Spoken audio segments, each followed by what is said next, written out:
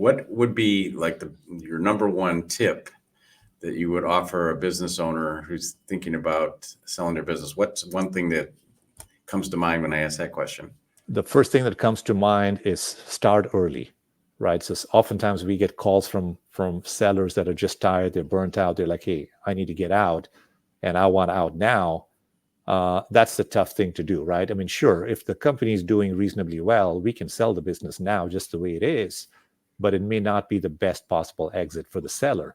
And had the seller called us 3 years ago or 5 years ago, and we had a chance to talk about it, evaluate, how the company would present to a buyer and to a lender, because, you could convince a buyer to buy the business, but if the business is not financeable, their books aren't clean, lender's not going to get on board with lending the maximum that a lender could potentially lend for that business, the seller is selling themselves short, right? You're leaving money on the table, and that's not great. So the best tip would be start early, do some preliminary research, reach out to folks that can come and advise you, whether it's myself or, any other good M&A advisor in your network that can come and give you a baseline opinion of what your business could be worth today and what it could be worth tomorrow once you've done a few things to improve the value.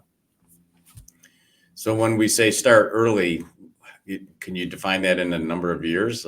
Yeah. So, some people in our industry will tell you when you get into a business, that's the time to start thinking about your exit, right? You start with the end in mind. And that's good advice. And then people do follow that advice. Like if you're a business buyer, like a private equity firm, that's how they do it, right? When they buy a business, they have a 5-year projection that says we want to grow the company to this level, and we're going to exit at year 4 or year 5, and we hit a certain mark. And that's practical advice for that's followed by most financial buyers. If you're making an investment, people are thinking about how do I get out of this and what's the ROI I want to get for myself and my investors. But that's not practical for a lot of founders, because if you're starting your company in your garage as a one-man shop and you're slowly growing one step at a time, you're really not thinking about an exit at that point. It's just not practical. You're just worried about keeping head above shoulders. I mean, you want to stay above water. On the table.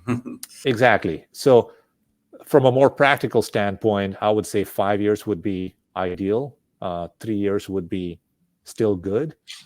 Any less than that, certainly there are things we can do, low-hanging fruit that could be cleaned up in the business in the short run if somebody calls us a year out.